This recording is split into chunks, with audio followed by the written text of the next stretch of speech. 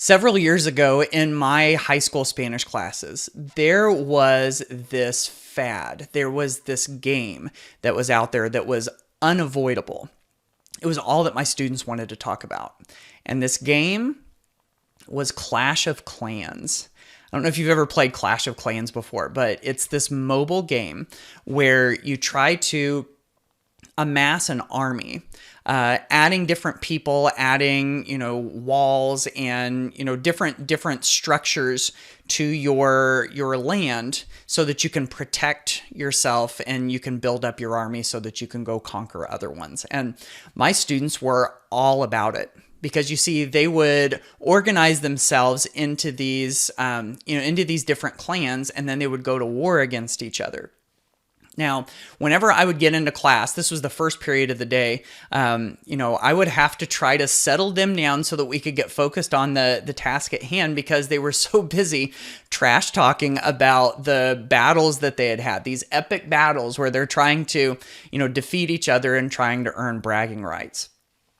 And the more that I tried to calm them down about this at the beginning of class, I finally started thinking about, what's that old saying? If you can't beat them, join them. I didn't want to try to play Clash of Clans, although I did end up trying it out just to see what it was about. But I wanted to ask this bigger question. How can I use that in my class? How can I use Clash of Clans? And so I started to really dive deep into what it was about the game that the students really liked. And here's what I came up with. That Clash of Clans was really about gathering points, gathering gold and elixir and all of these different things that they could use to be able to buy things to upgrade their clan. And so if that was what really engaged them about this game, maybe I could reverse engineer something that could help them learn and create a memorable learning experience in my class. And so what I came up with was this game that I called the Ultimate Bedroom Makeover. Now you might look at this and think, wait a second, this doesn't sound like Clash of Clans at all, but it actually sort of was. So here was the idea. It was that I made a whole bunch of items, kind of drew them off to the side on the whiteboard. All of these items that you might put in your bedroom, starting from like little small things like a lamp or a stick of deodorant that didn't cost hardly any points, but then went all the way up to, like a water slide or a Ferrari or, something big like that. And so what we would do is we would answer questions during class and students would gather those points. And as they gathered the points, they were able to cash their points in to add things to their bedroom.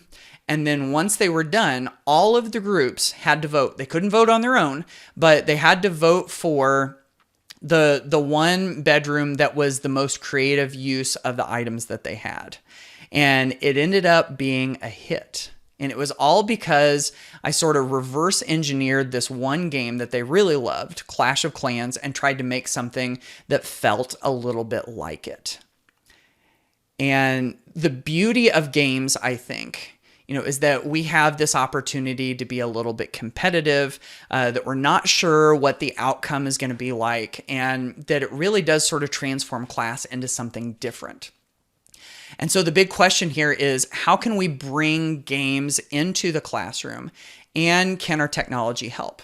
And I think there are great ways that we can do it, and I think our technology can certainly help. And as I was mentioning in the previous video about creating video, inspiration is everywhere. In that last video, we were talking about going all over YouTube to find different ways to inspire some of these fun activities that we can do in class. And the great thing is that with games, we can do the exact same thing. It doesn't necessarily have to tie into YouTube, of course. We want to look at the different kinds of games that are out there that students really love, that maybe we love as teachers, that we might be able to transfer into the classroom. So if you start to look at some of the inspiration, it really is everywhere. For instance, you've got console video games. These are the ones like Xbox and PlayStation. And do you remember the great big Fortnite craze that hit not too long ago? My kids have already told me that Fortnite is not nearly as cool as it used to be, but it was what everybody wanted to play. And so if we look to that, if you've ever played Fortnite before, you know that one of the first decisions that you've got to make in a game of Fortnite is figuring out where you're going to drop into the game. You get to look at this map and figure out where strategically you want to place yourself. And see, if we look at something like that, there's a great big map of the game. What if we use the map of the game almost as like a choice board of sorts? Or if we're able to plot certain things onto a game map, that could totally work. I love one example. There's an educator in Texas named Tom Spall, and he took a picture of the Fortnite map, and he turned it into a choice board for students where they could click on the different parts of the map and it would display a different activity they could do. There's a wide variety of ways that we can use those game maps. That's one piece of inspiration that we can use. How about mobile apps? And I remember when the Pokemon Go craze was at its height several years ago. You remember this was when people had their mobile devices and they were walking all over their neighborhoods, sometimes into people's yards trying to find Pokemon characters, the creatures. The slogan was, "Gotta catch 'em all." And so if we look to that as inspiration, we start to reverse engineer that too, and we start to think, what is it that boosted the Pokemon Go craze? Well, in that one, it was about collecting. It was about creating a collection of Pokemon that was more impressive than other people's.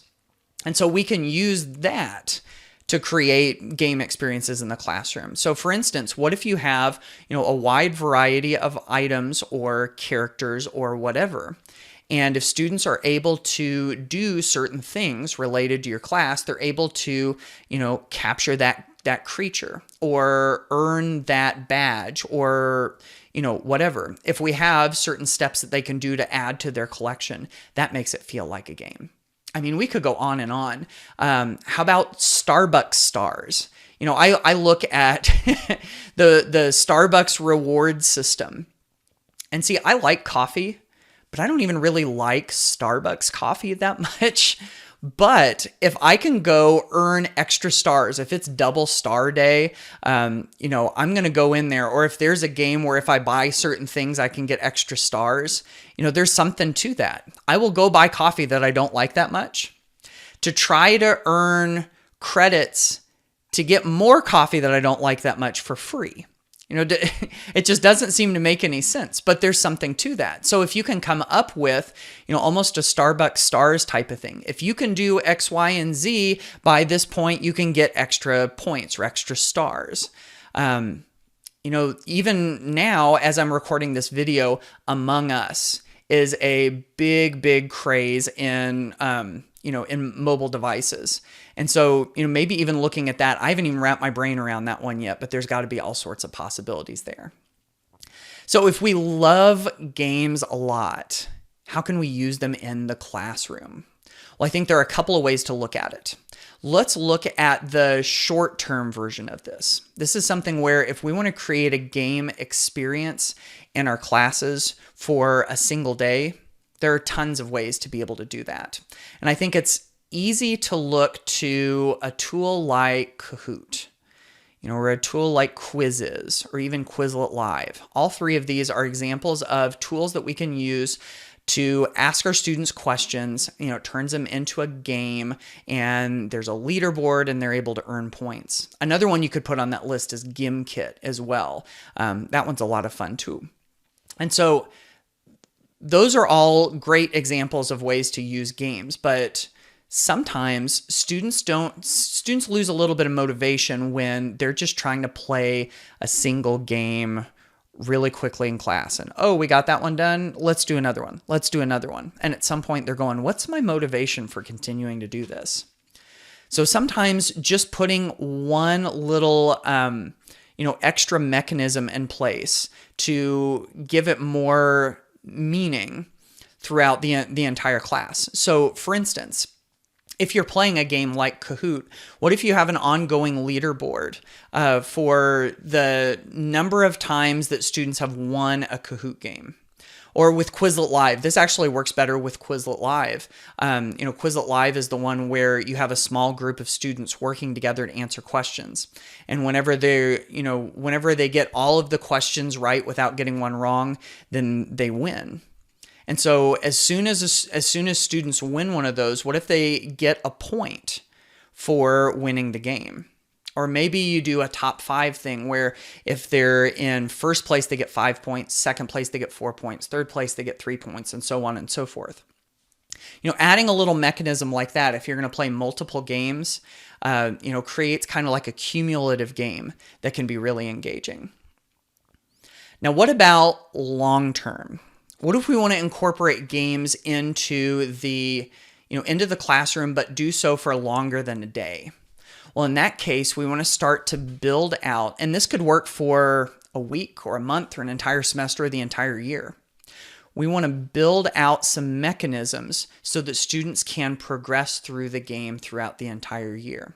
It could be something as simple as something we were talking about earlier, giving students opportunities to earn points for doing certain things that we want them to do.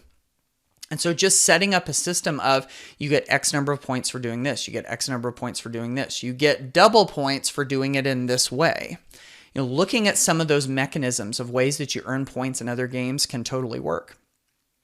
What we can also do is allow students to build up their character.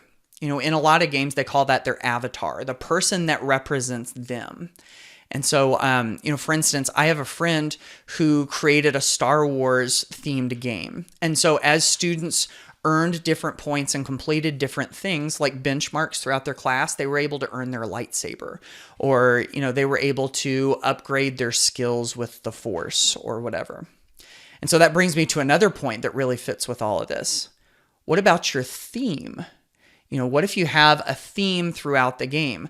It might be a Star Wars one like that. It might be Monopoly. I know someone who is really big into Marvel, and they did kind of an Agents of S.H.I.E.L.D. theme that went all the way through because that teacher knew a lot about it, and their students were interested in it too.